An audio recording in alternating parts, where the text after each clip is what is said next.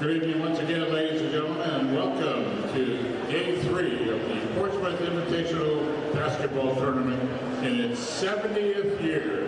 This is the 70th year of the PIT. At this time, we'd ask that you all please rise if you are able, and please remove your hats as we honor America with the playing of our national anthem.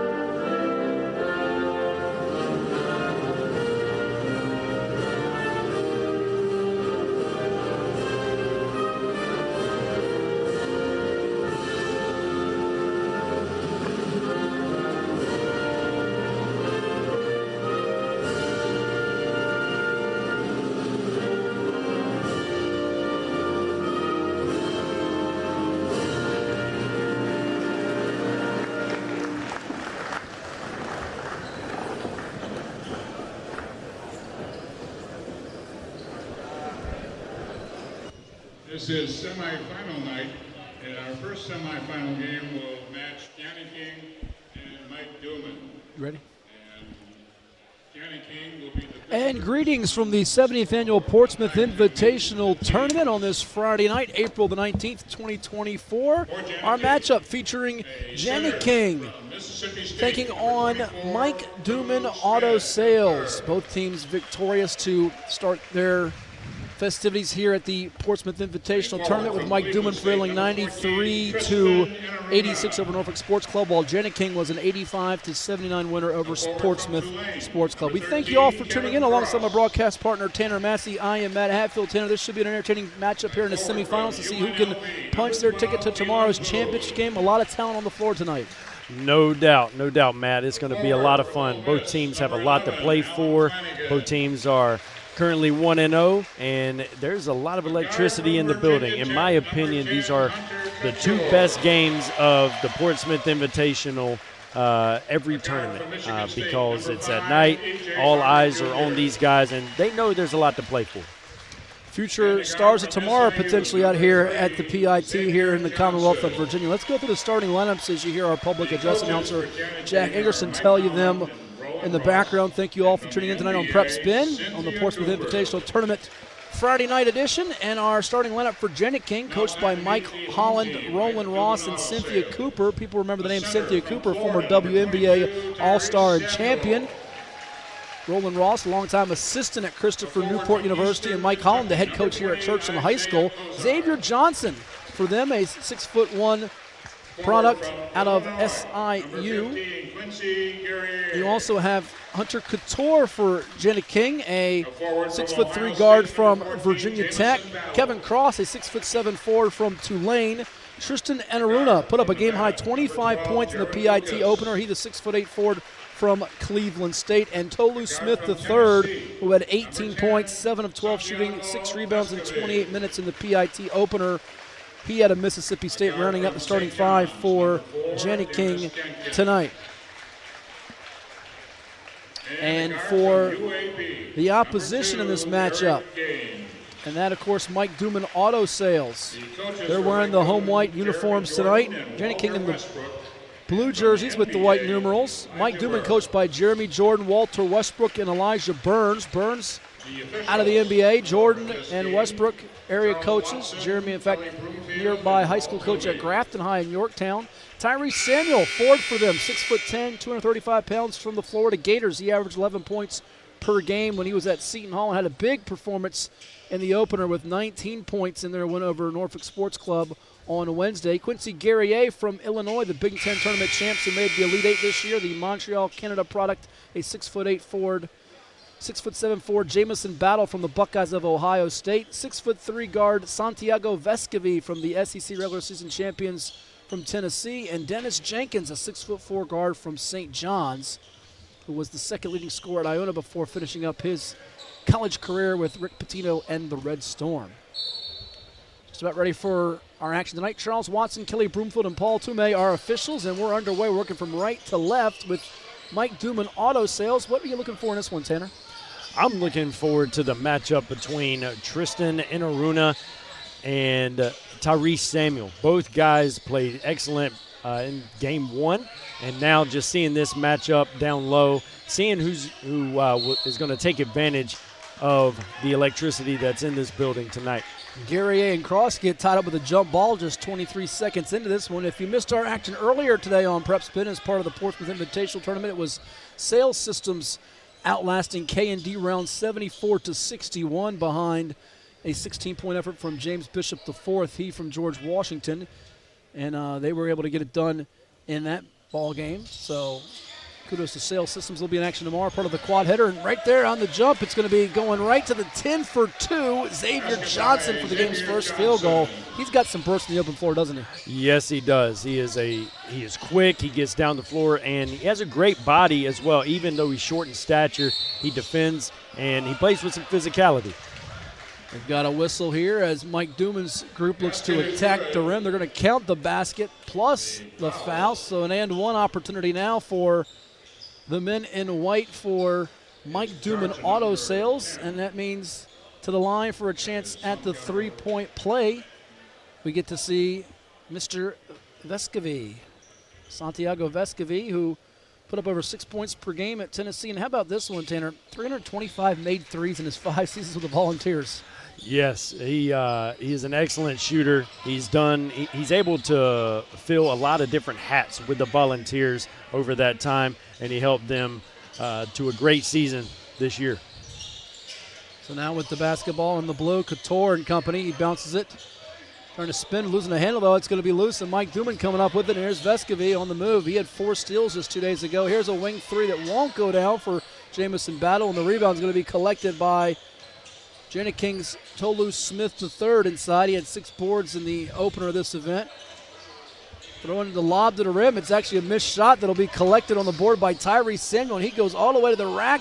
Does not get the finish, and the rebound by Couture. Tell you what, though, Tanner, Tyrese had a big second half the other night. We'll see if he can give them a spark at any point during one of those runs in this game. And that shot's going to be missed and a rebound by Battle. So a lot of up and down action here, but some missed chippies, if you will. Going to love to see it when these these players settle into the game and get a feel for it. Vescovi's three-pointer off the mark, and Couture gets the board. Really a filling out process those first 2-3 minutes, because still for a lot of these players, it's their first time playing together with one another. Yes, limited practice time, usually 30 minutes per practice session. So there's not a lot you can put in for this moment, but hopefully that they're learning how to play together. Couture trying to beat the shot clock, and he does from a long distance. There's the in-state product. A lot of Hokies fans in the building here at Churchland High applauding Hunter Couture, who's known for that outside touch. 41% from three this past season on over 6 attempts.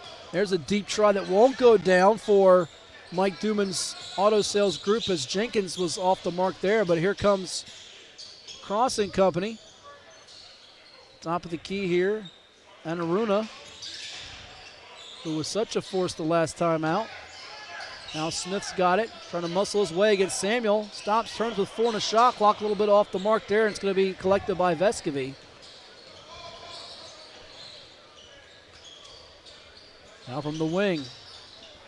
Attacking in, there's going to be a foul call as they catch Anaruna on that attempt. So a couple of free throws coming here with 7:10 to go in our first quarter. Both teams have combined 3 of 10 from the floor, but some good plays on the defensive end for both sides, and a couple of free throws coming up here for the group in white. That's Mike Duman Auto Sales.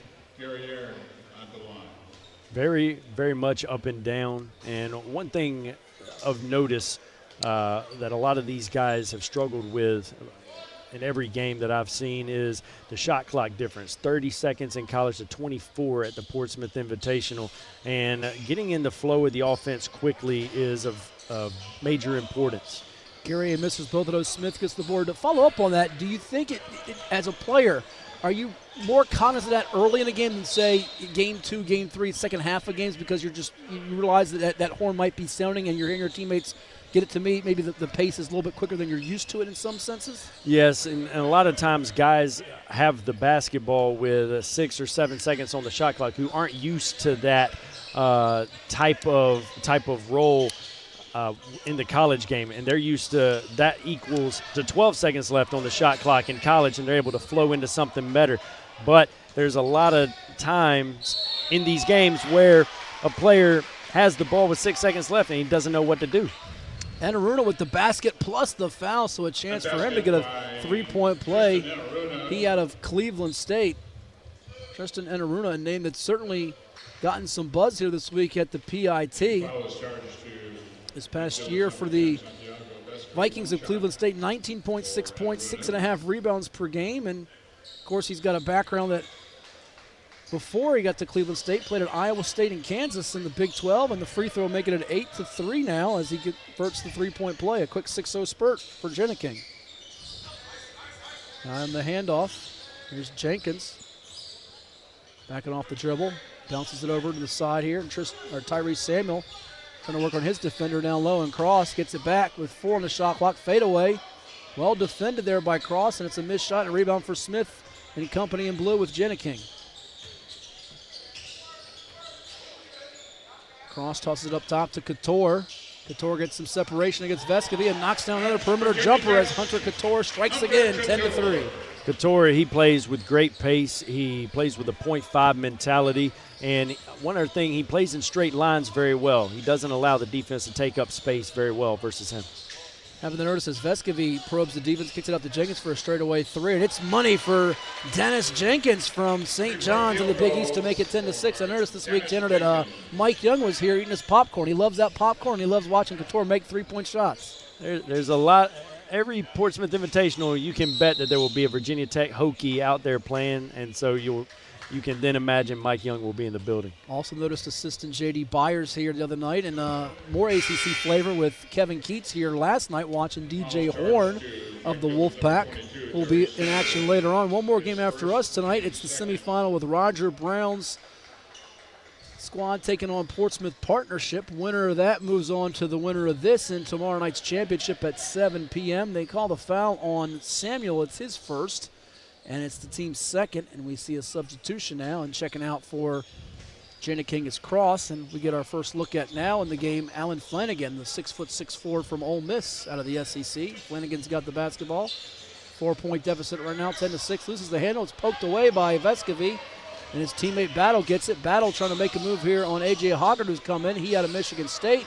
Poked away by Flanagan, but they get it back. Working with it now for Mike Duman Auto Sales, who's into the game, is Mr. Isaiah Cozart. He's number 20 on your screen. There's a three-pointer from straight away from Vescovy, and we got a whistle away from the Rockets inside. Cozart, who led the country in blocks, Tanner. ASUN Defensive Player of the Year. He had 25 blocks his last 5 games. If it goes up near the basket, he could send it away quickly. Yes, and last game he had 3 blocks and 3 offensive rebounds, going 5 of 7 from the field. How about that deep bomb that's knocked down by Jared Lucas of Nevada as he makes it a 1-point game. Speaking with one of the coaches before this one, he was just raving about how a steady influence he was the other day in the second half as they go right to the basket and score it inside to Janet King with A.J. Hoggard. They just raving about what a steady influence he was for them the other night, and he's been that way his entire college career, and particularly this year helping Nevada make the NCAA tournament. Makes sense. You know, you're talking about consistency. He had 19 points, 7 of 14 from the field last game, and there were a lot of guys who scored in double figures, but he was the most efficient. Gaines had that last assist that Lucas scored on. He had 10 dimes for Mike Duman in their 93-86 win over Norfolk Sports Club on Wednesday.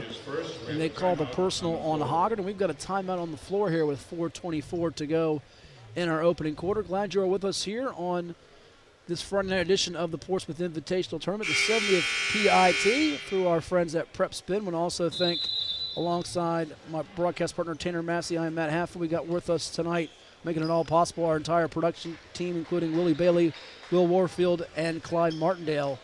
Our camera and graphics and production team making this broadcast possible for all of you out there in the various states and even countries that you're tuning in to watch this action from the PIT. I remember coming to this many, many moons ago, Tanner, when I was a little tyke, and we didn't have this streaming opportunity. Now it's wherever you are, it's something that folks can get into, even if you can't be here physically. Great for the basketball aficionados to get their fix. Yes, basketball junkies around the world watching some future NBA, future G League, Euro League players. Never know. Oh, what a fadeaway shot. That's good.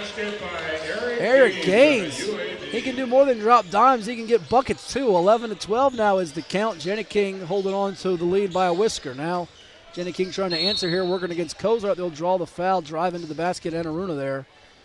Had some good individual matchups here, and so much can be learned from this experience for these young athletes competing, as it's Gaines' call for his first and the team's third foul.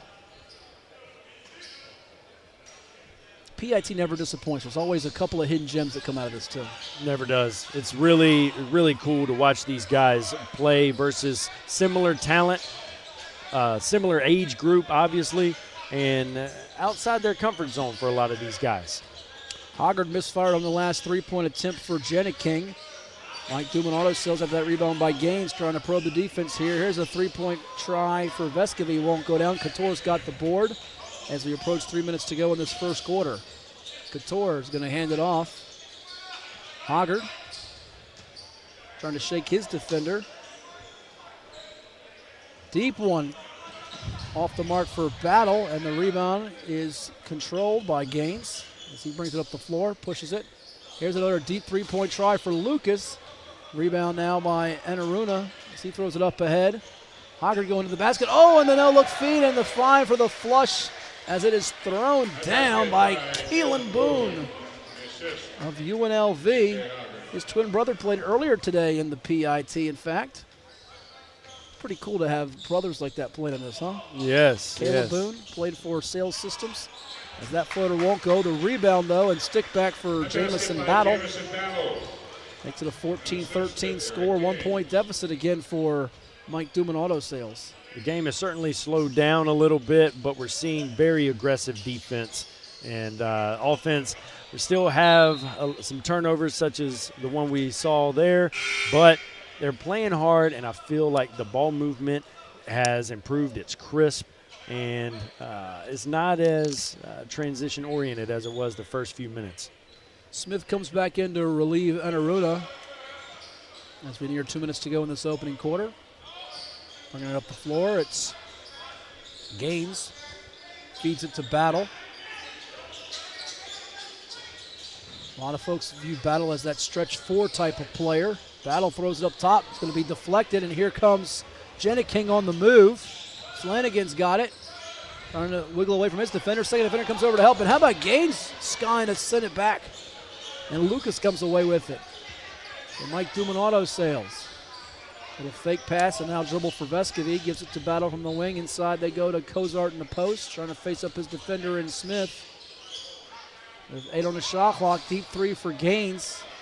Even a touch out of his range there, and Smith gets the board. So both teams still a little on the cold side from 3-point distance, but they're both hitting the boards. And here's Smith trying to get it right inside against Cozart. The shot blocking force. They're going to call him for steps down low. As you talked about on the previous possession, that shot was taken with 6 seconds on the shot clock, and you mentioned it was late in the clock, and that is the biggest change I feel like in these games is the pace of play.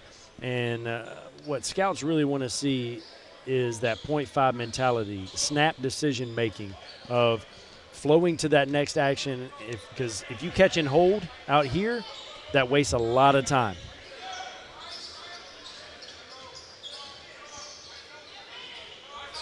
Gaines has got it with 10 on the shot clock. Dribbles to his left. Floats it up off the back of the rim. No good. A rebound. Here comes Jeniking with Boone.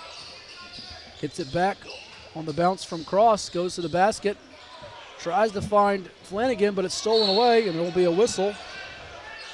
As that'll be a foul with 58.5 seconds to go in our first quarter. So Jeniking's hit a little bit of a drought here, Tanner. 2 minutes and 2 seconds without a basket. They are 6 of 13 from the field so far, and they're getting some long rebounds. Smith and even Couture's got 4 boards off the bench, but now a couple of free throws coming up as Cross got charged with his first foul, and it's the team's 5th. So Quincy Guerrier at the line, who transferred to Illinois from Oregon, and this is the first, another one coming for the Montreal Canada product. You're talking about the lack of scoring. It's hard to score in this type of environment in the half court. If you can get out and run off misses, it's much easier. Due, again, to the lack of practice time and spacing awareness and plays and timing. Let's get out and run in transition, because that's where these guys will be able to score the best. Power dribble inside. Tolu Smith off the glass, kisses it in for 2, breaking the 14-all tie. Now can they answer back? Mike doing ourselves. Here's a 3 for Jenkins. It rims out. Cozart trying to get positioning for the board against Cross, but it's off of him last. So with 39.2 seconds to go, Jeniking will get at least one more possession. Really love that last possession by Tolu Smith, attacking that space, attacking in a straight line, and using his body to get to the rim. Cozart trying to get a block, and talked about him, the unanimous ASUN Defensive Player of the Year, who played previously at Western Kentucky before venturing over to Eastern, and now it's going to be a couple of free throws for A.J. Hoggard. He from the Spartans of Michigan State, one of 2 Michigan State guards in this event, Tanner, along with Tyson Walker. Yes, and it was good, especially the second half yesterday with Tyson Walker. I thought he had a much better second half and performed well. And hopefully his counterpart, A.J. Hoggard, is going to continue to improve his performance here.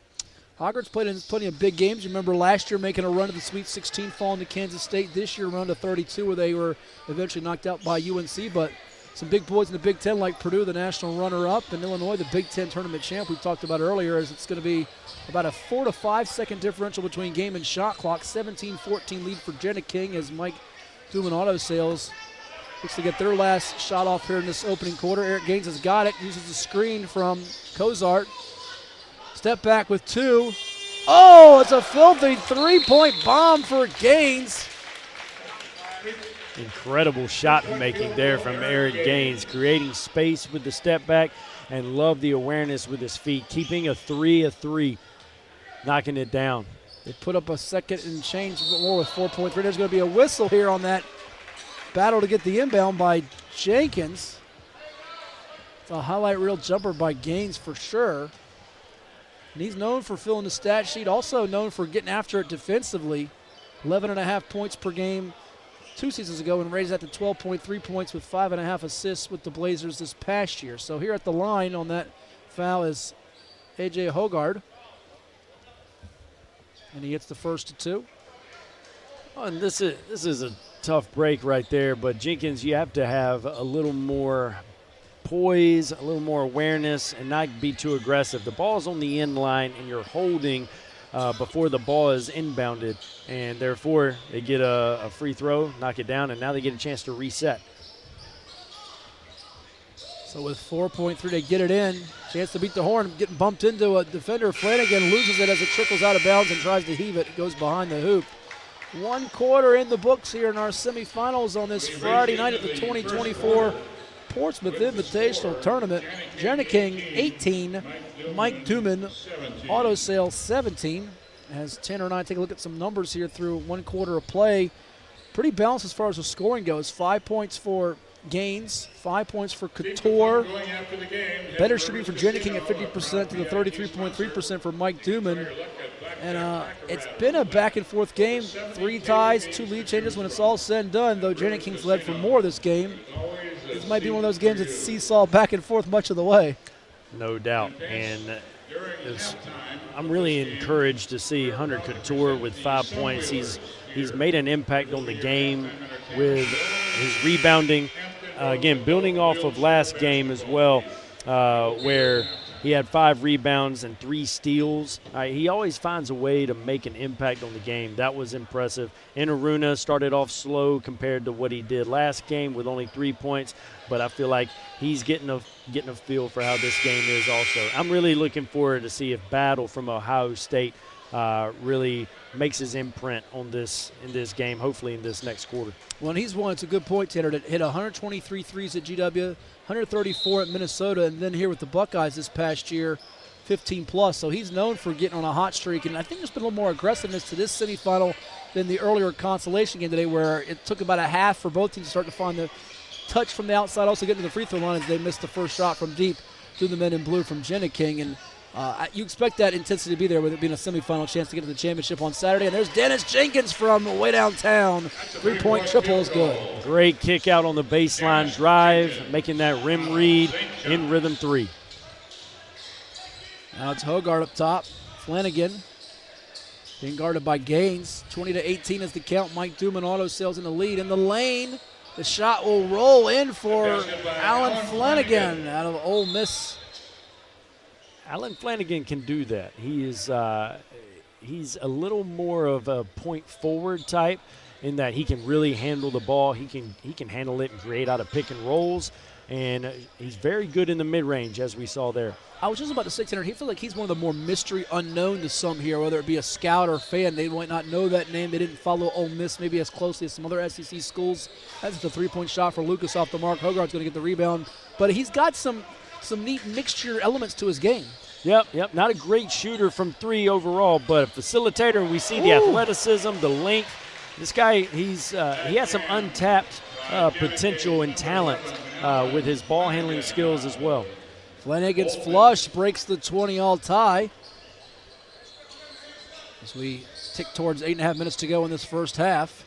And that bounce pass Gaines puts his hands up and coming up with it and getting the hoop. It's Tyrese Samuel who really got it going on Wednesday with that 19.7 rebound performance on 8 of 11 shooting.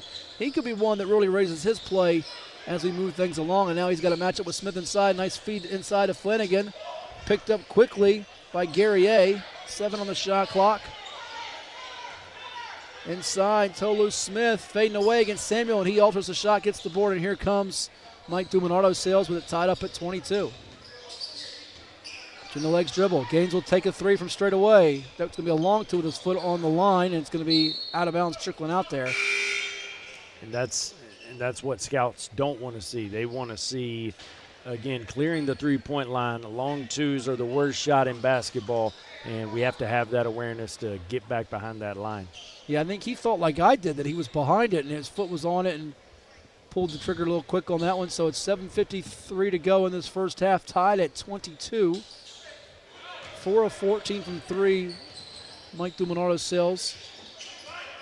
Janet King, meanwhile, 1 of 4. Been a little more selective in terms of getting their shots near the paint inside. And now here's Flanagan on the hip, fades away against Jenkins. Board and a bounce pass inside.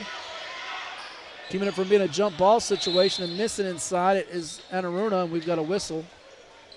And a foul underneath here with 7:32 to go in our second quarter. Foul is charged to Mike Newman's number 15, Quincy. They're going to get that one on Guerrier. It'll be the first of the half for him and the team's first of the quarter. The thing about Guerrier, he plays very hard and he's very physical, has a high motor. And if he can impose his will with his motor and with his talk and energy, that helps him to stand out. Well, it's sort of like we were talking about with Flanagan. People saw Illinois this year make that Big Ten tournament championship run and get to the Elite Eight where they fell to eventual national champion back-to-back years in UConn. But people saw Terrence Shannon, who's a projected first-rounder, as that shot is good inside for Anaruna from Cleveland State. They are familiar with Coleman Hawkins, but Marcus Damask in this event, also Guerrier, the Illini, Brett Underwood's team had more than just those two guys, if you will. Yes, very good team. 3-point shot and foul on it is Lucas, so he's got a trio of free throws coming his way, and he's not a steady guy you want to put on the line if you're the opposition, that's for sure. Oh, Lucas, he is a shooter, and he lets it fly. He has a quick release, and he's more athletic than what you think. I really like what I've seen from him so far. The second player out of Nevada that is at the Portsmouth Invitation. All 5 of his years in college basketball, the first 3 at Oregon State, the last 2 at Nevada, over 86% from the foul line, including 89.9% this year. And both go down to start. He's got one more coming.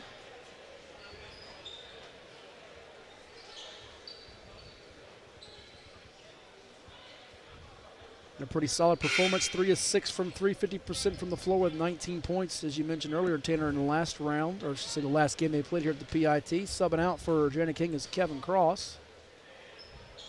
And Lucas makes it 3 for 3. 25-24 in favor of Mike Duman Auto Sales in this first half. Fake the handoff to Couture, and Aruna gives it to Johnson. Here's Xavier Johnson. 10 on the shot clock now. Working against Guerrier, now backing him down and fading away. It's going to be Boone who can't get that shot to go. Rebound by Samuel. Not a great decision on that last play. Loved the flow early in the offense, but that last shot wasn't great. Love seeing that, though. Gaines rewarding Samuel for running the floor and exerting himself defensively, turning it into offense. And you're right, they have too many weapons that if you waste a possession at this end, they'll make you pay in transition. Yes, sir. Yes, sir. Quick outlet passes, getting the ball up the floor. Even on makes, you can do that here in Portsmouth. You can outlet the ball and get easy looks at the rim.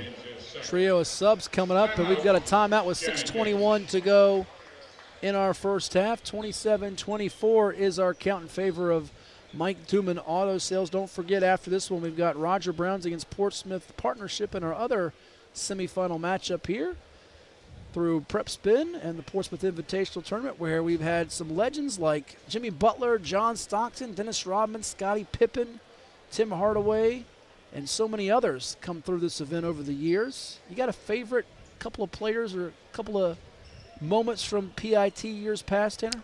I say players. For me recently, I watch a lot of EuroLeague, and a couple guys. There are a lot of former Portsmouth Invitational players in EuroLeague, such as Thomas Walkup with Olympiacos as the starting point guard for them. Mauro Lowe, a knockdown shooter, played here 4 or 5 years ago out of Colombia.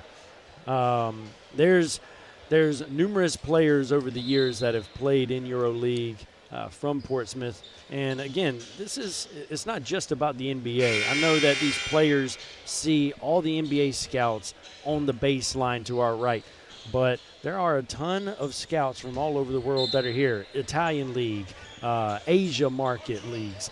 They're from everywhere, and everybody's watching.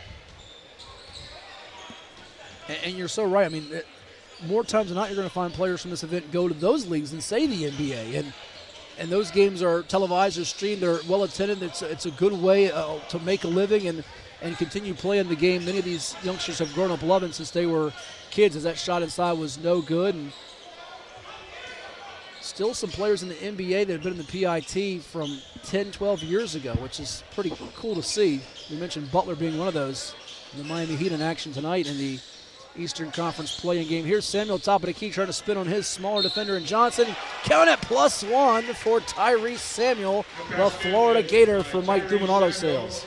Yes, Tyrese Samuel, great drive right there and finish, showing his length and ability to finish at the rim. And we're talking about former PIT players in the NBA. One of my first Portsmouth Invitationals, Rashawn Holmes out of Bowling Green, took the PIT by storm with dunk after dunk and his ability to run the floor. And that allowed him to be, I believe, a second-round draft pick. And he's played for multiple teams and he's made a lot of money. Sacramento Kings, right? Yeah. Sacramento, I believe Phoenix as well, and a couple others. But I remember that. That was, I believe, my first Portsmouth Invitational. Well, I know a lot of the fans, especially around these neck of the woods, love the hometown heroes. We've had Nathan Knight come from William & Mary. He's played NBA, also played outside the NBA. Dorian Finney-Smith still in the NBA. Came right up in this town. Portsmouth played at IC Norcom High School. There's just been, the list of players just goes on and on. If you want to find out more about the alumni and the history of this tournament, some of the past results, and just the whole background of the PIT, make sure you log on to PortsmouthInvitational.com, as the free throw is going down, and it's 30-24 after that three-point play for Tyrese Samuel, the old-fashioned 2+1. Some kids nowadays don't know what the old-fashioned three-point play even means. And might as well be the old-fashioned three-point play. Look at the spin and getting his defender off his feet. Oh, that's some old-school game from, guess who, Tristan Enaruna. Tristan Enaruna showing his bag out here. He's the guy that a lot of scouts are looking at right now.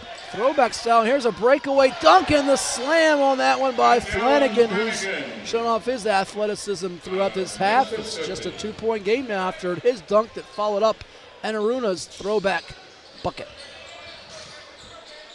Not Enaruna, I apologize. Flanagan, again, being a catalyst with the ball in his hands, but he created it off the defensive end.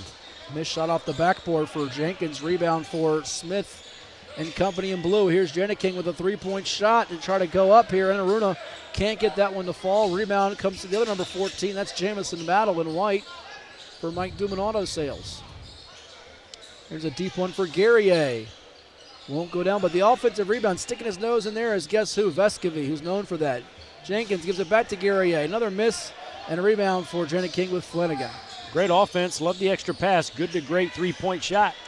Couture in front of the bench. His three-pointer won't go down. Rebounded by Guerrier. A couple of empty trips, and that one just over the head of the intended target, and Samuel on a turnover, which will allow a substitution. Cross coming back in for Jenny King. And it looks like also Hogard on the floor as well. Samuel will take a seat. Beg your pardon. Samuel's going to stay in, it looks like, and taking a seat. It's going to be Vescovy, rather. So Samuel will stay in to go with Battle and Jenkins and Guerrier and Isaiah Cozart. 30-28 is our score for Mike Duman Auto Sales halfway through the second quarter. Down low in the post. Using his strength and drawing the foul is Tolu Smith, 6'11", 245-pound center from the Bulldogs of Mississippi State. What do you see from his game so far? I love his length, athleticism, and also his build. He plays with some muscle, and he doesn't mind using it. He has a wide base as well, allows him to finish through contact. And he's just one of the many Mississippi State Bulldog players who have great length, their ability to use their arms to get deflections and to have presence on the floor. Three-point shot in the corner, not going to go for Cross. Tapped around and coming away with it on the run is Jenkins. Throws it up for Samuel, who tries to sky and get it. Couldn't quite corral it. And stepping out, though, Couture trying to race back the other way. So we'll stay with us on the left side of the floor. I thought that was a really good pass by Jenkins going top shelf. Missed finish opportunity, but got the ball back. Another strong turnout here at the PIT at Churchland High School in Portsmouth. Fans still falling in that have navigated the Hampton Roads traffic tunnel, if you will, on this Friday, which is the norm. Here's Guerrier backing down against his defender, and Boone. Shot won't fall. Rebound by Cross. And here comes Janiking on the move with Hogard behind the back against one of his former Big Ten rivals in battle. And there's going to be a whistle. It's going back the other way. Now that was an extremely difficult shot on this last possession by Guerrier, and shooting shots like that, mid-range turnaround with plenty of time on the shot clock, probably not the best option. And again, you're getting judged in everything you do by these scouts in attendance, and you want to make sure you get great shots as best you can. Tagging a basket, Jenkins misses it. Rebounded by Smith. Cross-up move here for Cross. Fades away, and he's got the smooth touch with the jumper.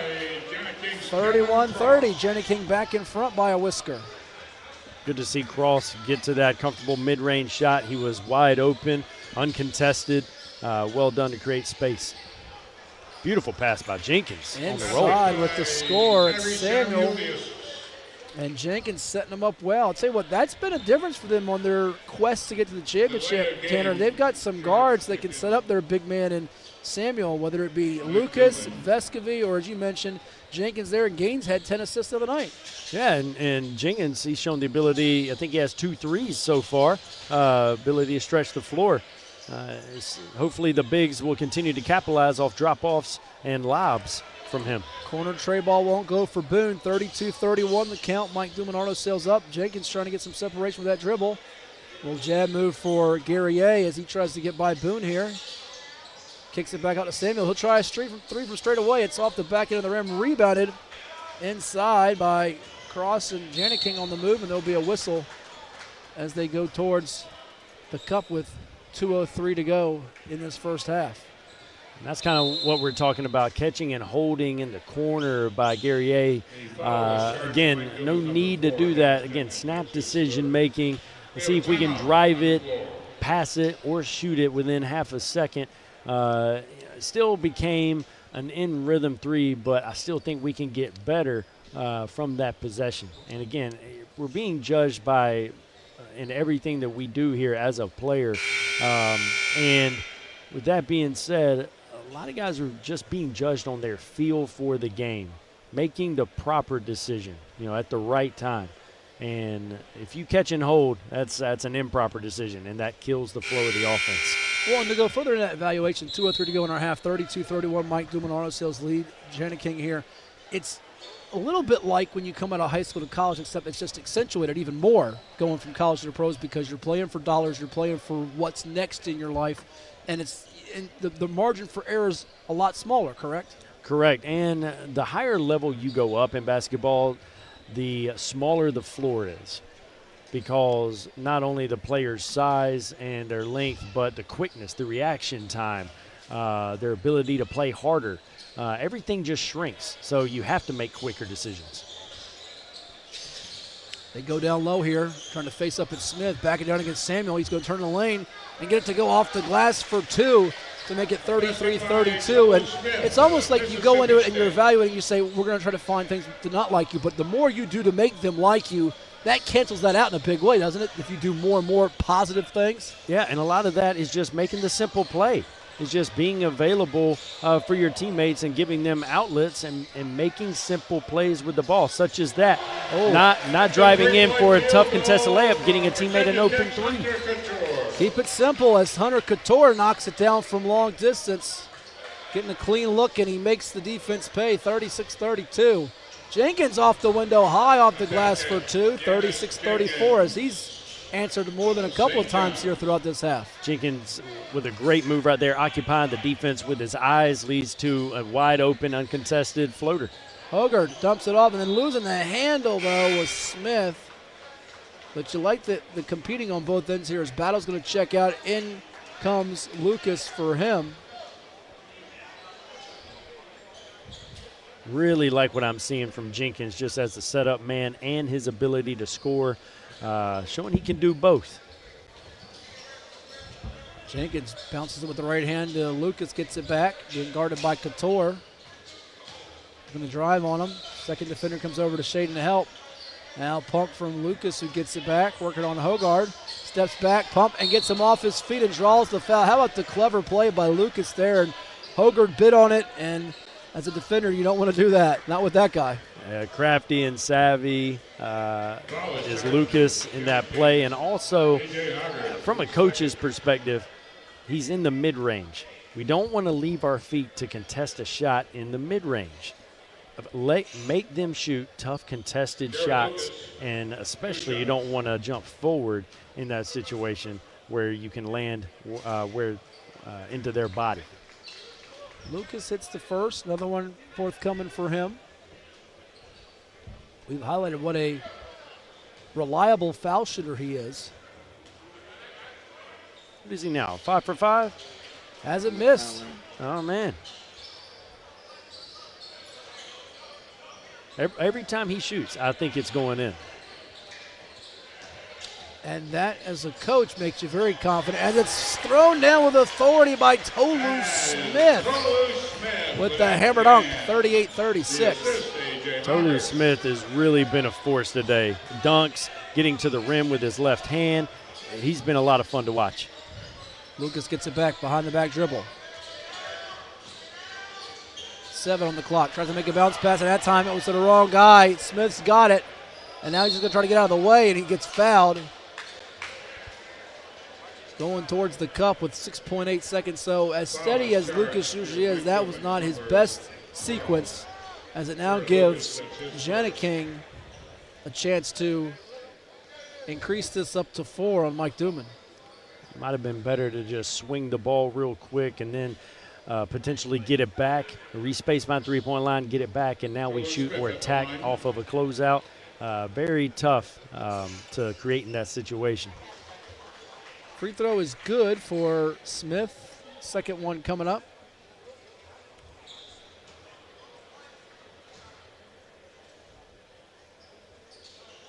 And that one is switched home as well. Timeout here with 6.8 seconds to go as they'll try to dial up one more play before we reach intermission. And a reminder, we've got 4 games coming your way on Saturday. 11 a.m. matchup is going to feature Portsmouth Sports Club as they will be taking on K&D Rounds Landscape. Sales Systems taking on Norfolk Sports Club at 1 p.m. The loser of this game will take on the loser of the next one between Roger Browns and Portsmouth Partnership in our third place game, if you will, at 5 o'clock tomorrow. And then your championship comes up at 7 o'clock on Saturday night here from the Portsmouth Invitational Tournament, the 70th edition from Churchland High School. Again, we've got you covered here on Prep Spin and the PortsmouthInvitational.com website. Again, if you want to follow more updates from the PIT, you can follow them on Twitter, or I guess it's now called X, at PIT_basketball, and also find them on Instagram, Facebook, and all your web outlets for all the updates with what's happening at the PIT. All right, you going for the 3 here, or quick 2, rim to rim here? What are you thinking? I think we can certainly go rim to rim, and then maybe have teammates in the corners for outlets for threes. We draw the defense to the rim, look for kickouts. All right, we got the Hornets down before they can inbound the basketball just yet. Now they're going to inbound the basketball. It's going to be Guerrier looking for Jenkins. It's going to be stolen away by Hogard, who makes a heady play there. Now they're attacking that side, and Guerrier and Cozart met him, and just before the horn, it's going to be Jenkins trying to bank it in. A lot of head-spinning action the last 6-7 seconds of that, wasn't it? That's not how they drew it up. It was unfortunate. We didn't have any other outlets approaching the ball from the backcourt, and led to a pretty erratic 3 possessions right there, to be honest with you. So it's halftime. Janiking leads Mike Duman 40-36 in our one semifinal. Tanner and I will step aside. We'll come back in a little bit before the third quarter gets underway with some observations, some thoughts, analysis, and stats. You're watching the 70th annual Portsmouth Invitational Tournament right here from Portsmouth, Virginia, through Prep Spin. Ladies and gentlemen, please welcome to the floor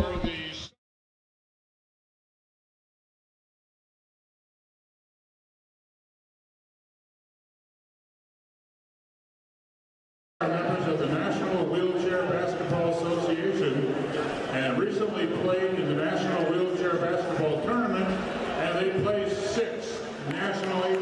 in their division of 50 teams. On the floor, we have a little 3-on-3 competition. We have the numbers on the gold team. And Matt, number 14. George, can your camera come out And wide? we have James, number 24. And Damon, On number that 4. side and put Clyde's on this side so I can just switch. On the blue team, Cynthia, number 10.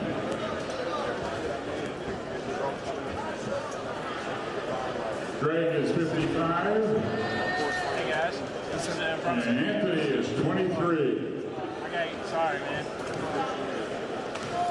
Fancy Sunwheelers provide athletic opportunities for people with permanent physical disability of their legs that prevents them from playing able-bodied sports. The organization also raises public awareness of the abilities of the disabled through education and demonstrations. And here you see a 3-on-3 basketball game.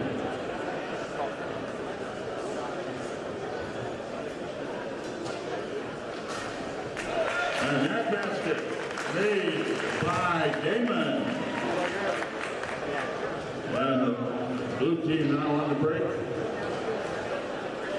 That's Anthony with the ball. Greg has it.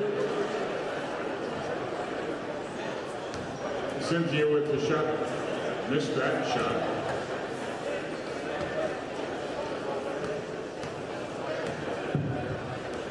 The team members of the Sunwheelers reside in Norfolk, Virginia Beach, Hampton, Newport News, Poquoson, and Yorktown.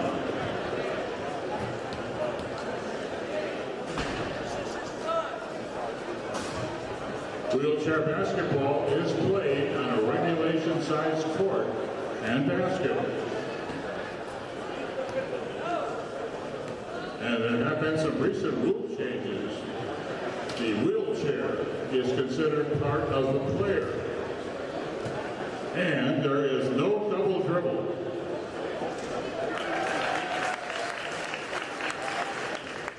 That basket by Anthony. Another rule, players must bounce the ball once every 2 pushes of the chair to avoid a traveling call.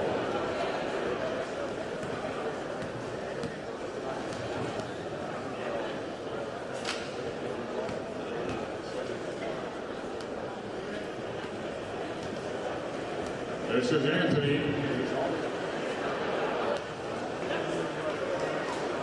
The rebound to Matt. Up the floor with the fast break. That basket by number 24, James.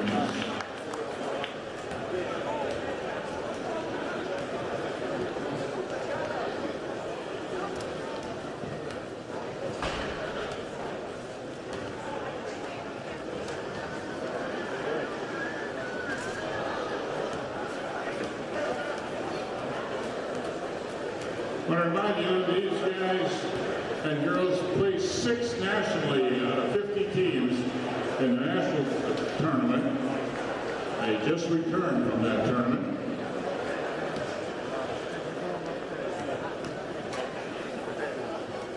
Attitude.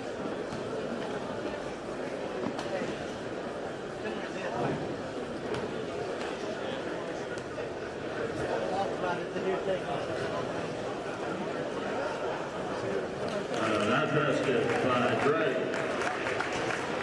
And fans, anyone that would like more information, please speak to one of the players present here tonight. The Sunwheelers are always looking for new players and sponsors, and they will be here for the halftime of the second game as well. That basket by number 24, James.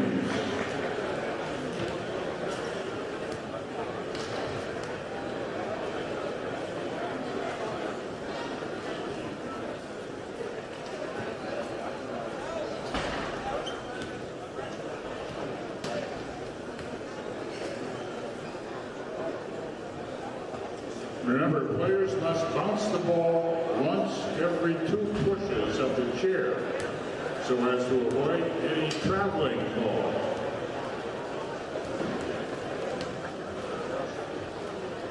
We have 30 seconds remaining in this exhibition 3-on-3 game.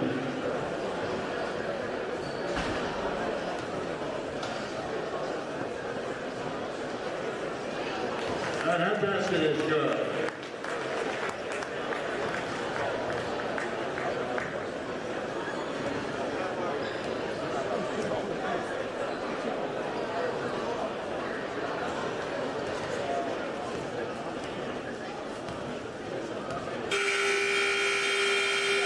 Ladies and gentlemen, let's hear it for the Sunwheelers.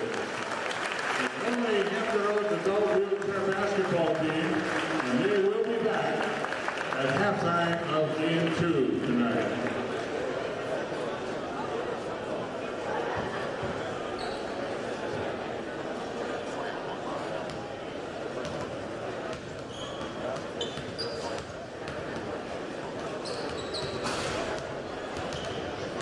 Then Sam's Club membership card, 2 cards for $14 and they're good for 1 year.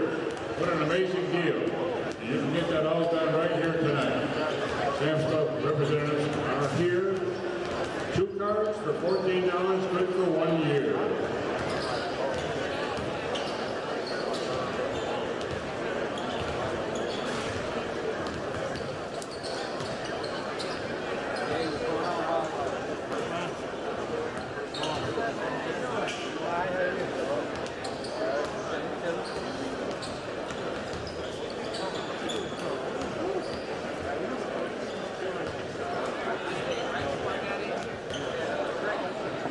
PIT medical coverage is brought to you by Bon Secours Sports Medicine. Let the experts at Bon Secours keep you pain-free and ready to move. Bon Secours Sports Medicine Healthcare for the universe of you. Learn more at bonsecours.com.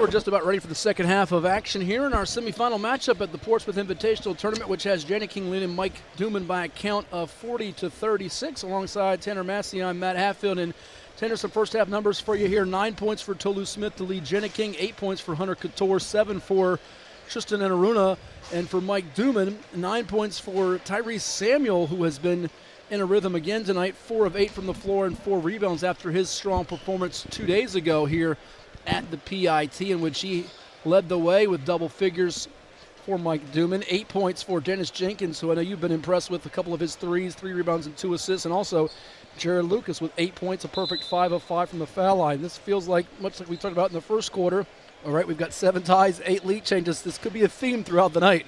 Yes, and both teams are playing incredibly hard. They're competing. The refs are allowing them to play, and I think this is what the scouts and hopefully what the fans want to see. So far for me, Dennis Jenkins has been the most impressive, being able to have command of the offense, but also being a scorer. 2 assists, no turnovers, so showing great command there with the ball.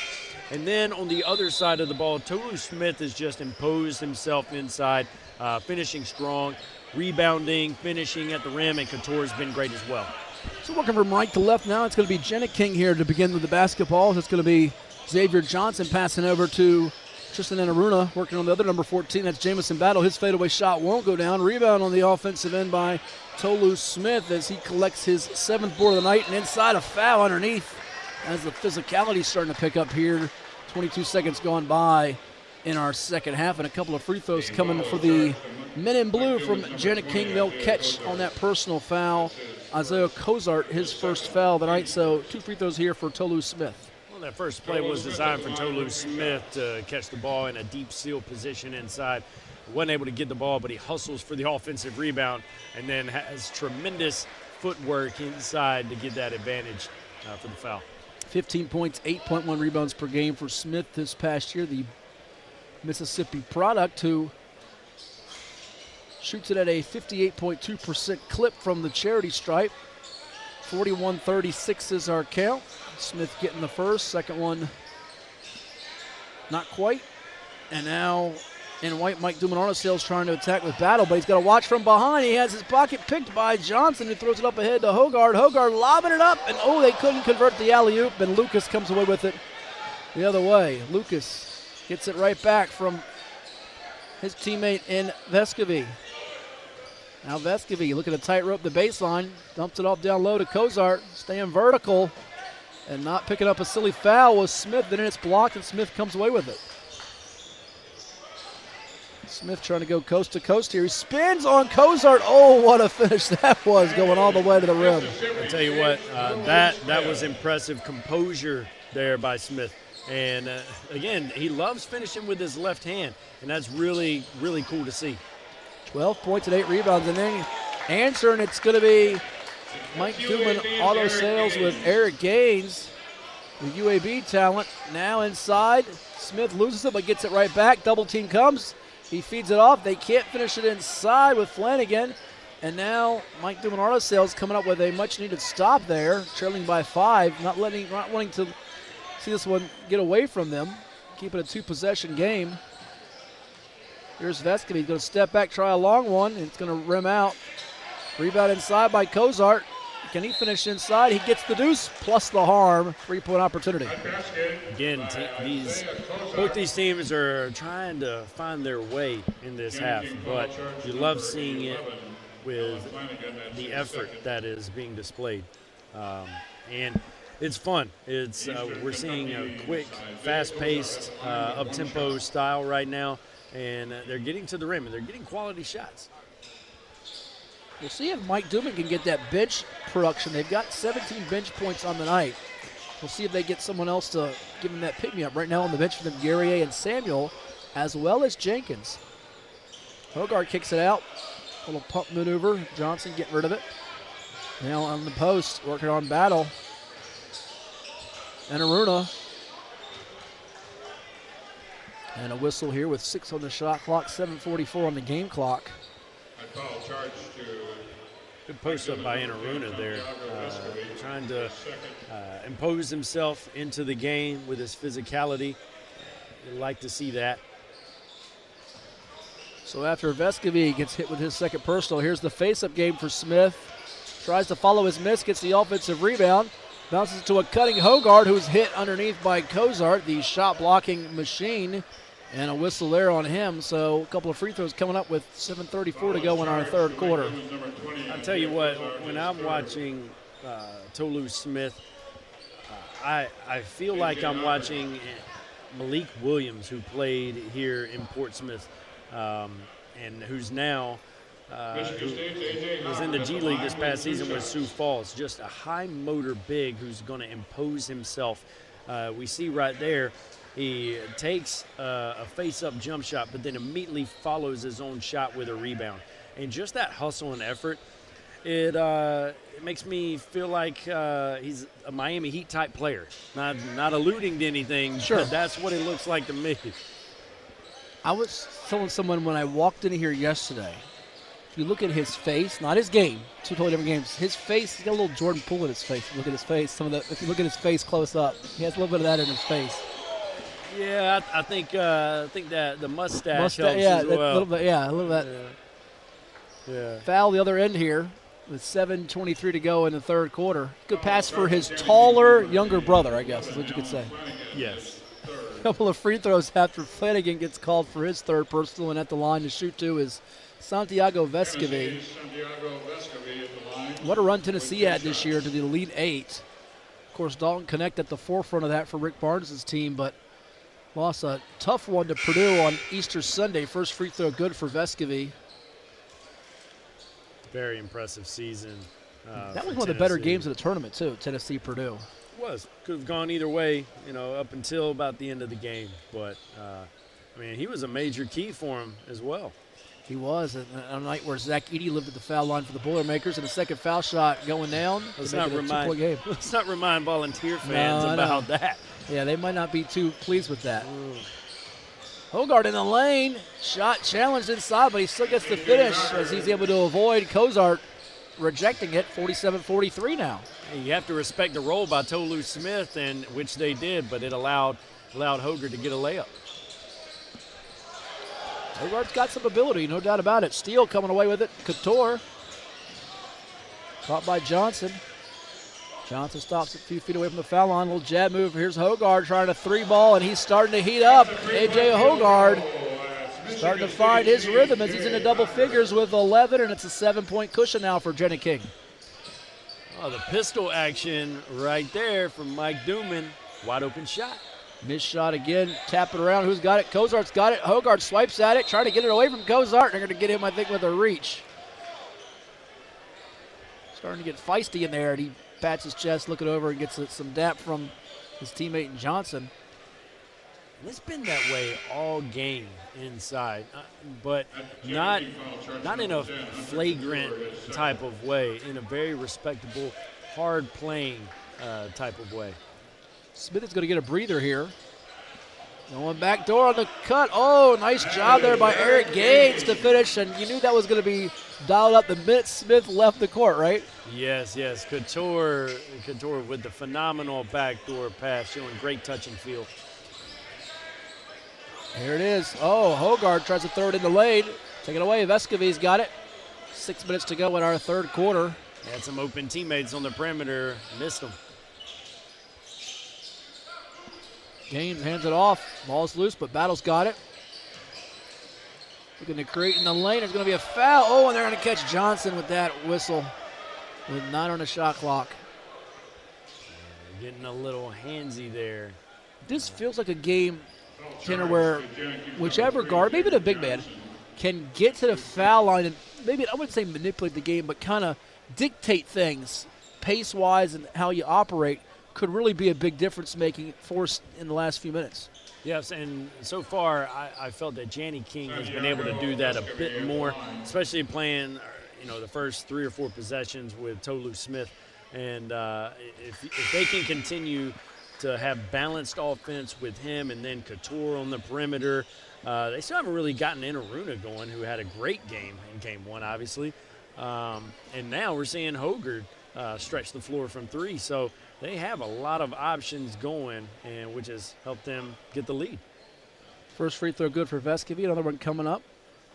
I'd be remiss, too, if I did not give a shout-out to the great hospitality we've been provided by the folks here at Churchland High School all week, especially feeding us, taking care of us. They've been just tremendous all week long, and a big thank you to them, making their home our home, if you will. I tell you, I'm a big fan of the barbecue up top. Good eats here at Churchland High School tonight. We want to thank them immensely. Missed shot inside, rebound is collected. Gary A. back on the floor, making his presence felt.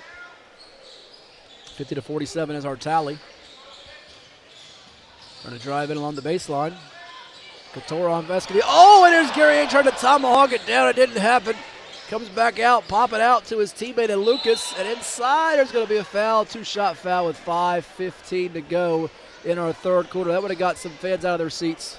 Yeah, that is one you want. That is a possession you have to finish if you are Gary A. And credit to him for playing hard. He's a guy who plays very hard.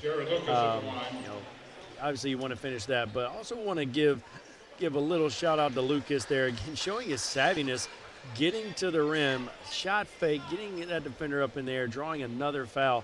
I mean, it's now his third trip to the line. Very good player. He's that calming influence, that stabilizer for sure. That's, there's all three levels in our basketball: prep, collegiate, professional. Those dunk plays, they can have momentum swings either way. If you convert them, your team feeds off it. The crowd does. If you don't, the other team can capitalize on it. Here's a steal looking to capitalize on it as Mike Duman auto sails all the way to the rim as you see Gaines.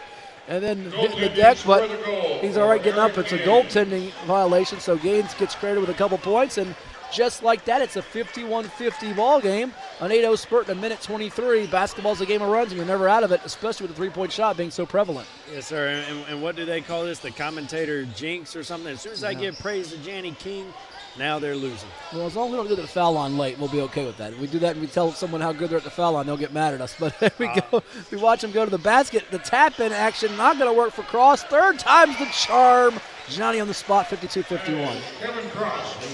Kevin Cross, the Tulane Green waiver, out here making an impact. How about his game late in the season against Wichita? 31 points, 9 rebounds, 6 assists. You talk about dominating. He can show glimpses of brilliance and dominance. Yes, I actually watched that game, and that was a great win for Tulane to finish out the year on a good note in the regular season. Couture coming away with it. The former Hokie drives and kicks it out. Johnson thought about a three. He'll swing the basketball. Swinging around the perimeter, and here's a three ball that won't go down. Rebounded by Lucas. He gets bumped by Cross. Keeps his dribble alive. Hands it off to Vescovy. Curling around the defender, and Cross is going to get called for the reach here with 3:56 to go in our third. If I'm Janny King, I'm looking to make a substitution here very soon. This small lineup isn't quite getting it done for them. They're lacking the rim presence, lacking the rebounding presence. Obviously with Tolu Smith on the bench, but also Flanagan. He's a great rebounder with great length, and then obviously in Aruna. So to get the lead back and get the momentum of the game back, Janny King probably could use some subs. To your point, three guys 6'6", 6'8", 6'11" off the floor, so rebounding can be a problem, and they've got a slim 30-29 edge on the backboards, but it could go from a slim edge to a deficit, not just in the rebounding column, but on the scoreboard as well. Yes, sir. Yes, sir. You have to stop this run somehow, and it starts on defense. Right now, Mike Duman, they're getting to the basket, drawing fouls, getting offensive rebounds. There's a lot on the line, and we see now there is a substitution. Tolu Smith checking in. Again, being that enforcer inside, and I'm sure they'll make another few substitutions here shortly, but it's needed. You can't let this lead balloon any further. Vescovy at the line. Free throw is good. Another one coming for Santiago. 6'3", 192 pounds. Spending his 5 seasons at Tennessee. One of the rarer players at this PIT, Tanner, that spends his entire career at one spot. We're seeing it more and more the norm with the transfer portal now, as people know, NIL. Players tend to go from different places. He's spent them all there in Knoxville. Yeah, that is special, and that's special for the scouts too. Watching a player who's committed to the process at a school. Here's Samuel going his way through the lane. He's going to draw the foul. The former Seton Hall Pirate who played with the Gators down in Gainesville, and a couple of free throws coming his way. Johnny King foul charge number 24. They catch Smith. Tolu Smith with his second personal foul. I love it. And Cynthia Cooper bringing A.J. Hoggard over to the bench to tell him what he did not do correctly right there. You love it when the coaches at this event are taking ownership and are really investing into their players. Got a chance to chat briefly with Cynthia before this game, and she's just so upbeat, loving this PIT experience. She's also loving, as you know, being the former WNBA All-Star. She is the direction of the women's game, too. She's just thrilled with the state of basketball in general right now where it is. She's kind of one of the unspoken pioneers of the women's game. She's not in that first group of names that a lot of people say when it comes to the women's game. Obviously, a lot of credit to women like Lisa Leslie, Cheryl Miller, Cheryl Swoops, Rebecca Lobo, Tarazi, but Cynthia Cooper is not mentioned in there, but her team won a lot of championships when she was with the Houston Comets, and she was the main reason why. Yeah, it's a great big three Van Chancellor had there with her, Tina Thompson, and Cheryl Swoops, no doubt about it. And trying to see if she can help this team she's coaching right now to a championship. Janet King alongside Mike Holland and Roland Ross. Corner three now for the guys from Janet King in blue, and that one's going to be dialed up for Hunter Couture, who has had the three-point touch tonight. 55 all. We're deadlocked. And Tolu Smith with the offensive rebound, making big-time plays. Those hustle plays matter. The scouts and evaluators notice them, recognize it for sure. Here's a deep jumper in the corner, and it's a three-ball answer for Eric Gaines out of UAB as Mike Duman's auto sales team reclaims the lead, 58-55. Pass is going to be stolen away by Samuel. He's looking to push. Look at the hustle from behind as Couture tried to get to him. The ball's going to be loose, and Gaines is right there, ready to put it in off the glass for two. He's scored the last five, and his team's up by 5. Mike Duman, over the last 3 minutes, they've really taken control of this game, and they are getting to the basket at will, just being a more physical team on both sides of the ball. Couture, one dribble, three, catch, fire, bang. Three-point shot is good for him, and it's a 2-point game again. Here we go. Seesaw. Pendulum. It's a back and forth affair. We've got subs at the scores table, one on each side, as this one might go down to the wire, and dare we say last possession tonight. Oh, Lucas almost loses it, but he's able to maintain it. Trying to escape Couture's pesky defensive effort. Takes a tough three, and how did he make that with the shot clock down to 1 and Couture in his grill? Cool, calm, and collected. Ice water in the veins for Jared Lucas. Good defense, greater offense. Yes. Right there. Couldn't have defended that any better. He still got it to go. Now here's Smith working against Samuel. Going to pass it back out, and it's going to be a bump here with a minute 34 to go. They catch Gaines with the bump. It's his third personal. Yeah, just getting a little greedy right there. We had the ball pinned near the baseline. Not many options for Smith. But tough foul to take right there. But nobody in the danger territory in terms of fouls. Nobody's got 4+. Yeah, and you definitely don't want a guy to be in foul trouble here in the Portsmouth Invitational. You want teams to play at full strength the entire game. Little jab, and three-point shot is buried from Flanagan. Alan Flanagan showing the ability to make the three. He attempted under 2 threes per game this past season. And they want to see that for sure. Now attacking inside with some ferocity. The dunk is thrown down by Isaiah Cozart, 65-61 now. Mike Duman up by 4. Love the pass by Guerrier right there as well, off the slip. Flanagan falling away. Shot won't go. Rebounded by Lucas. Here they come. Pull up 3 for Lucas. This one won't go. He prefers the shots of greater difficulty. Here's Cross. Going to lose the handle, and it's a turnover with 45.7 seconds to go.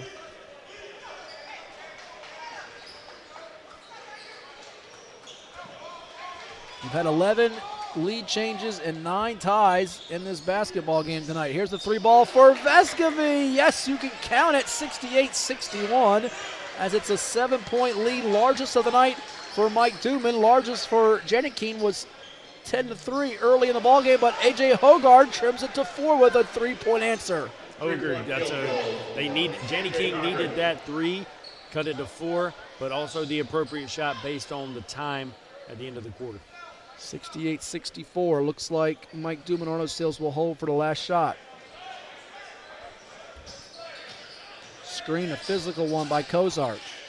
In the lane, floater will go for Eric Gaines with 7:6 to go.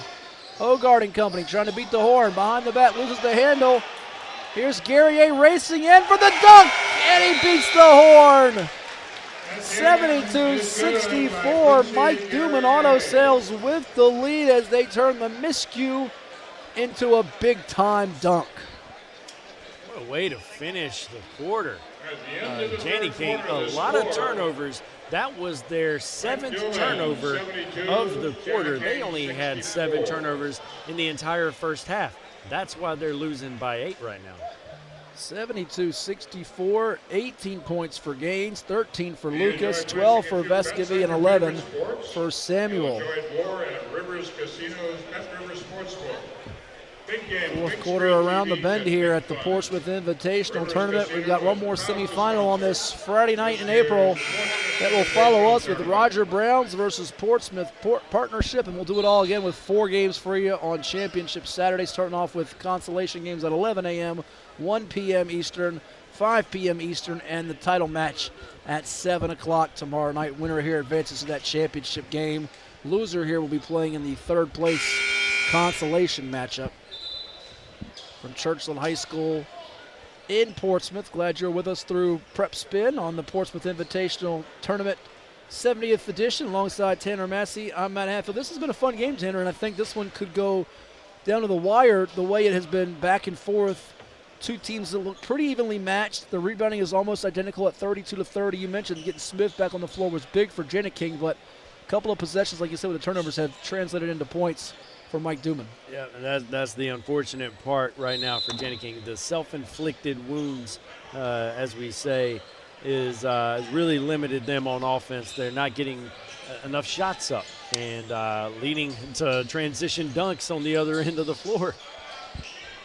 Pretty much the only difference in this game is Gary misses a 3 rebounded by Smith, because points in the paint are almost even, 26-24 for Jenny King, and both teams have 7 made threes. Mike Duman has 10 more made free throws, 86.4% as a team, and Vescovy and Lucas both 7 of 7 from the charity stripe. So much like we talked about earlier in the 3rd quarter, get to the line with those 2 guys, you feel like it's money in the bank. 4 on the shot clock, needing to hurry. It's Flanagan.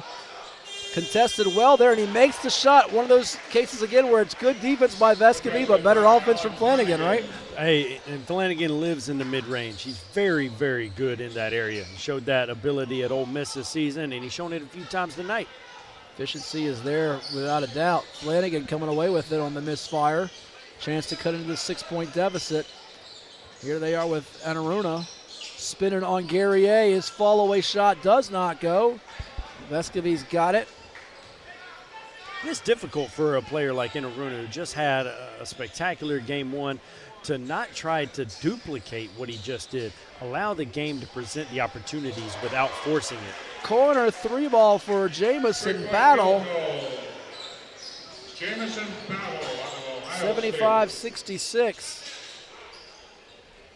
Oh, and a 3-point response as it's Flanagan. He's got the mid-range and the deep range, 65-69, as he's starting to get cooking here at the PIT. Alan Flanagan showing a smooth shot from 3, his 2nd 3 on the game. Across the way to Jenkins. He'll try a wing 3 ball. That's going to spin out. Rebound comes to Smith, who's got a double-double tonight, 12 points, 12 boards, and he's still accumulating numbers, eating, as they say. Couture eats that board. Gets it out to Flanagan. His 3 won't go down. Rebounded by Vescovy. Maybe a little bit of a forced shot there. Oh, for sure. That's one Flanagan would love to have back. Caught here on the wing. Trying to face up and do something. It's Guerrier working on the smaller Couture. Guerrier's got about a good 5 to 6 inches on him, and he's going to end up drawing the foul. That's a real heady play. He sees a potential mismatch or matchup that works to his favor, and looking to exploit it here with 7:37 to go and his team up by 6. You know, and a common term that's thrown around a lot, I believe, in basketball is the mismatch. But what does that mean? Is it just based on size or physicality, or is it based on skill, like mismatch? You know, these guys going up against you or I in a one-on-one, that is an absolute mismatch. I actually prefer, however, the term cross-match. You know, crossed up in positions and responsibilities. Right there was a cross-match, but Hunter Couture almost had a steal. Well, and to that point, so much at the professional level, it could be EuroLeague, NBA, whatever professional rates we're talking here. So it's a deep three that's knocked down by Battle, and he had some range. He was a good few feet behind that. You're looking for matchups that it's a difference. Like you said, big on small, small on big. It's not so much that the big can't cover the small or the small can't cover the big. It's just they feel like it's to their favor as that shot is knocked down again by Hoggard. He's up to 16. Hoggard playing very well right now. But back to what your point is, yes, we want to exploit those matchups, but only when it is to our advantage to where we can generate a quality look. And a lot of times I feel like players settle on offense versus a small or versus a big on the perimeter that we just want to attack. But really it's still not the best option we can get within that play. Timeout on the floor here with 6:57 to play in our matchup. 78-71 for Mike Duman Auto Sales on top of Janet King. Do you feel like, too, Tanner, that sometimes teams, whether it be coaches just in general, they get too caught up in that sometimes? They can. And it's important that as we coach the game to not just get locked into those one-on-one matchups, those moments where we're going attacking our matchup. We need to keep the ball moving. Now, there are times where the best, your best player may be a guy who can make a contested shot. I happen to coach a player, Justin Wright Foreman, who played at Hofstra, was Conference Player of the Year, NBA draft pick. Yeah. A contested shot for him was better than an uncontested shot by some of his teammates. And sometimes that's okay. But from a coaching perspective, you always want to play with the pass, keep the ball moving.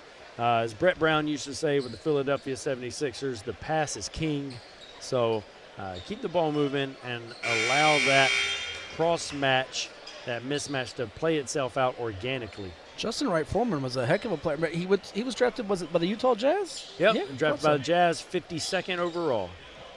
Now having a heck of a season in Italy, finishing strong over there in Italy. Yeah, good for him. They've had some guards over the years at Hofstra. You think of Speedy Claxton, Wright Foreman, Lauren Stokes, Antoine Agudio, Jalen Ray recently out of Hampton High in this area. And there's A.J. Hoggard, a talented guard in his own right, going right to the 10 for 2.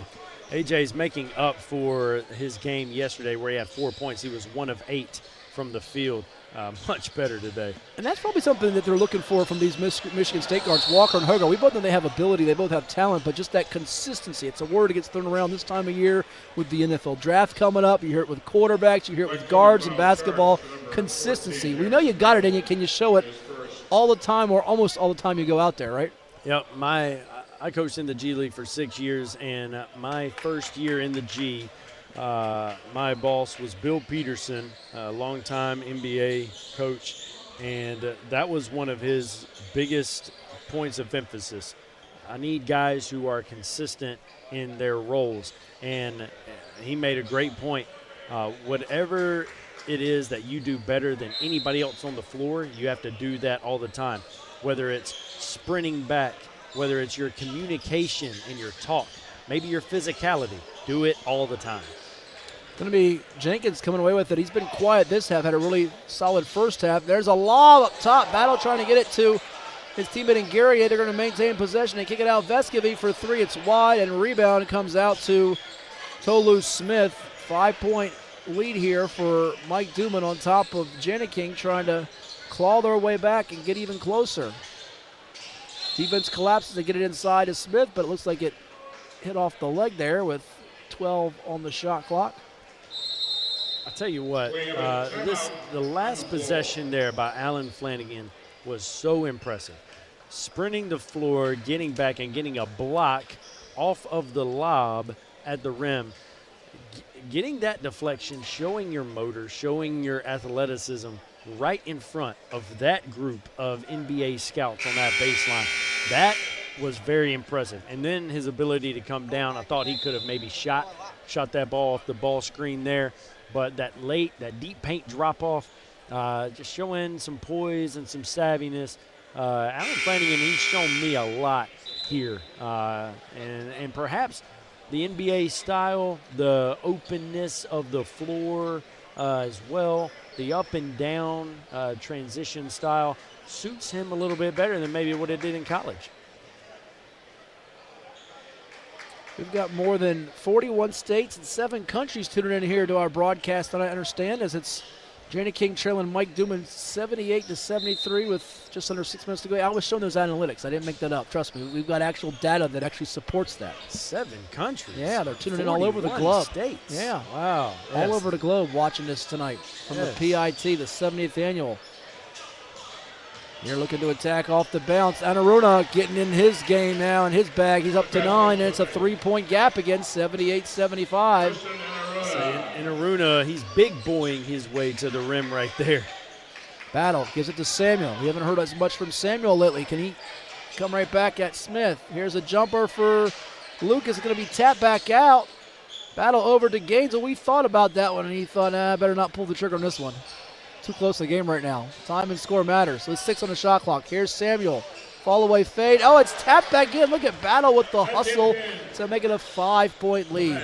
Battle making things happen right there. That was a great offensive and defensive possession.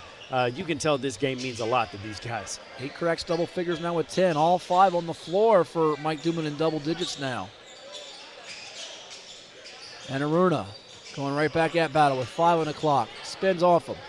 Goes right to the basket and rolls it in for 2. And Aruna with his second straight finish at the rim. He's showing why he could be the best player on the floor to finish this game.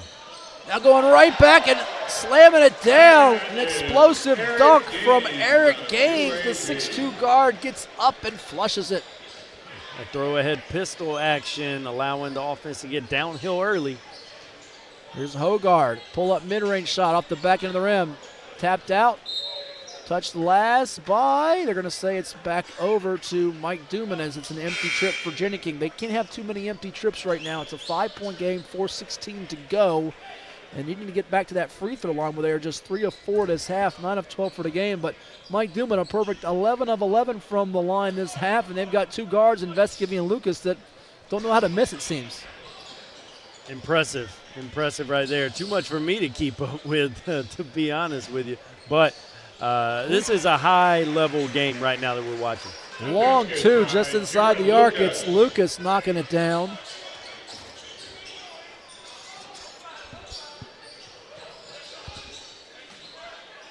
Like seeing Janney King settle down right here, throwing it inside to Tolu Smith. He hasn't had a lot of touches lately, but intending to force that one right there. The previous possession, there wasn't a pass and led to a mid-range shot. Avoiding those will be key for Janney King, getting great shots to finish this game. 3:44 to go. It's a 7-point deficit.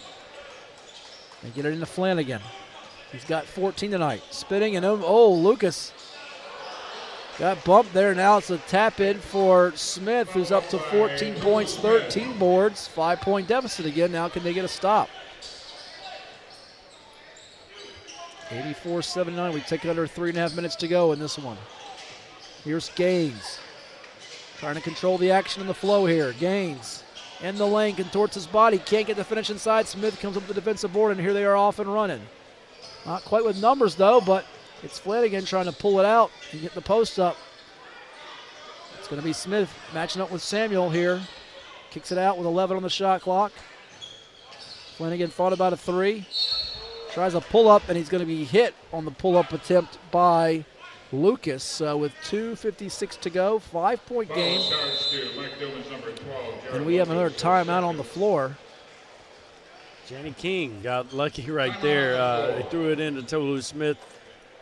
everybody was standing and watching him in the post. He kicks it out and get bailed out by a bad foul on the shot. Got lucky on that possession. Lucas's second foul. Jani-King has made 5 of its last 7 shots from the floor. Hogarth's led them in scoring tonight with 18 points. Smith's got 15 rebounds. Rather quietly, Gaines has got 20 points to pace Mike Duman's attack. He's got 15 of those after halftime on 7 of 9 shooting. And really showing the diversity in his game, going from a distributor mainly 2 nights ago to a primetime scorer here in crunch time. Gaines has done a lot, and he plays with a lot of energy, a lot of passion, and he has a lot of athleticism, being able to finish above the rim. And I think he could also be a very good defender, being able to pick up the ball early, get through screens with that body of his. He has a lot of promise. First free throw is good here for Flanagan, another one coming up. And maybe the biggest difference for him compared to the other guards, he's got 1 turnover, and you mentioned the 15 turnovers as a team for Jani-King plaguing them, but they're trying to catch back up here. This free throw can make it a 3-point game with plenty of time to go. And he hits both. Jani-King right now, in my opinion, they're fortunate to be in this game based on the second half, especially the last 8-10 minutes or so. Mike Duman, they've been the more in-control team, but Jani-King, they're making a little push now. It's a 12-6 mini spurt, you can call it. Missed shot inside. Can they make it 14-6 or 15-6? Oh, the spin move. Little razzle-dazzle from Flanagan. Check that from Enaruna. And it's a 1-point game as the Cleveland State product makes things even tighter. Can someone stop Enaruna? He's getting to the rim at will. Got a full head of steam. He's the problem. No doubt about it. Handoff here. Vescovy in the lane. Misses it. It's tapped out by Smith. They can take the lead all of a sudden. Oh, behind the back, no-look pass. It's a turnover. Samuels got it. A deep one. Won't go down for Vescovy. Rebounded by Flanagan. And they're going to try to slow it down as we take under 2 minutes to go. You're right, Tanner. They're fortunate. Now they have a chance to steal this one in the end. Flanagan, that's not the pass you made with 2 minutes left in the game. It's a 1-point game. You can't make that pass. Down low to Smith, working on Samuel. Trying to power his way, and they catch Samuel with the foul as Tolu Smith using his frame. 6'11", 245 against Samuel. He's got about an inch or two on him and maybe 10, 15 pounds of muscle on him, and he has a chance to tie it and even give his team the lead here with less than 2 minutes to play. Yeah, Tolu Smith, he's, again, one of the main guys we've talked about tonight. And he's played very well, plays hard. Still a bit raw in his skill set. Even right there, it wasn't a fluid post move. Wasn't as confident either, but he was able to just bury his defender under the basket and draw a foul. Both free throws are good, and they're in the lead all of a sudden. First time Jani-King has led since it was 4:39 to go in the third quarter at 52-51, and Smith makes both of those free throws to change that for them. They've scored the last 8 points in 1 minute and 50 seconds, and now Mike Duman trying to find a way to get momentum back on its side. So far, this is the best game of the 2024 Portsmouth Invitational. This is an evenly matched game, I feel. Both teams have players that are intriguing to the scouts at the highest level, and right now the best players are the ones who are making the plays for their teams. Well, it's ironic that this is now the 7th game, I think, of the PIT.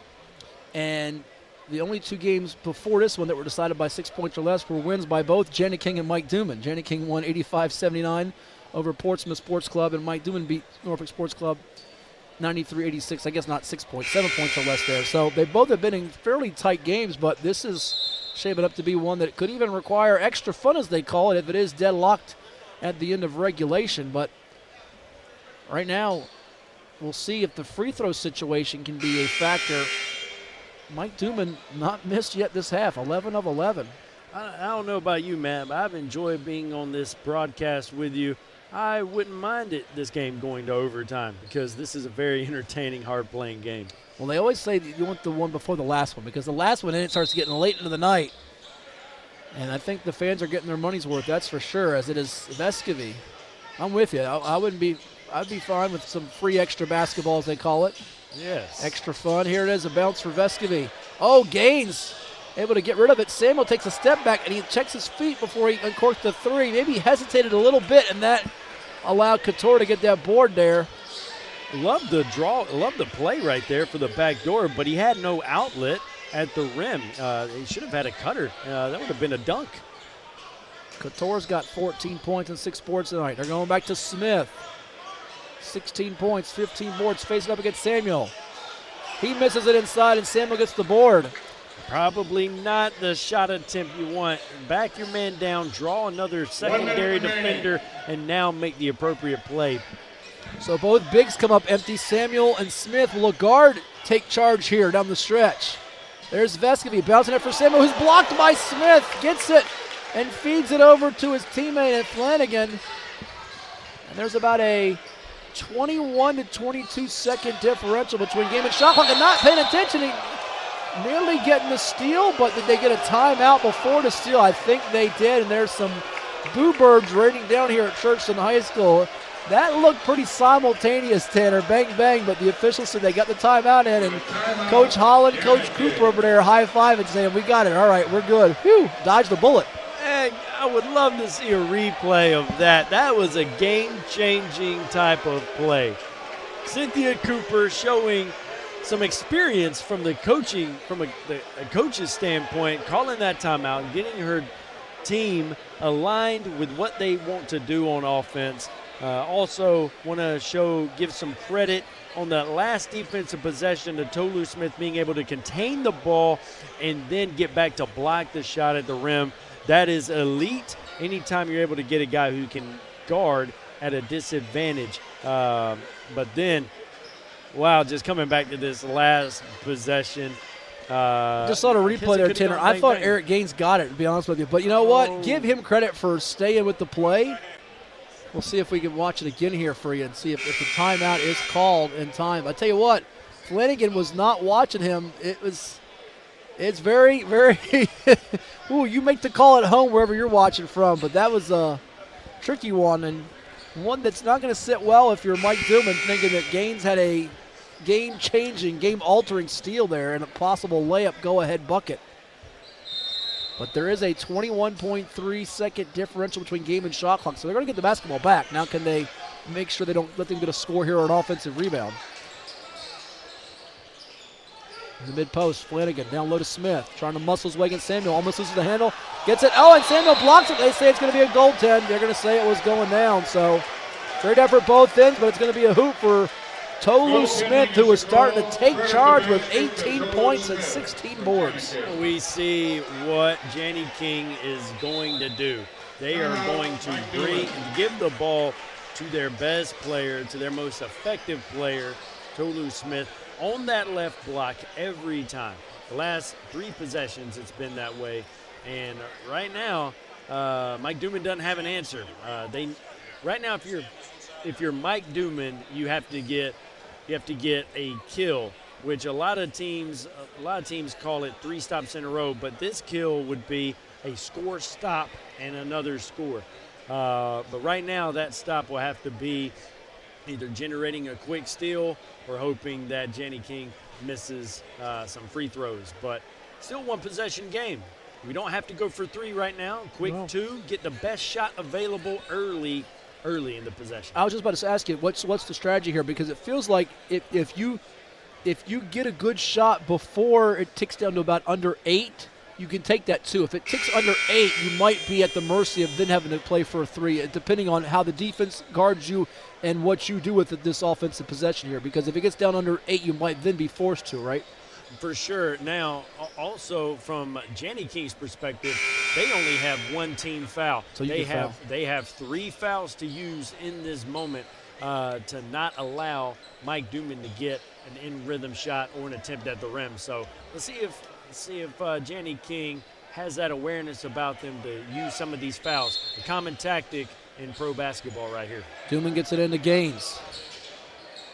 He's got 20 tonight. Screen set by Samuel. And there's one of those fouls you talked about, Tanner, with 14.9 seconds to go. And it's the old, we hear all the time at the end of NBA, NCAA games, do you foul here or let him shoot a three with the risk of possibly going to overtime momentum?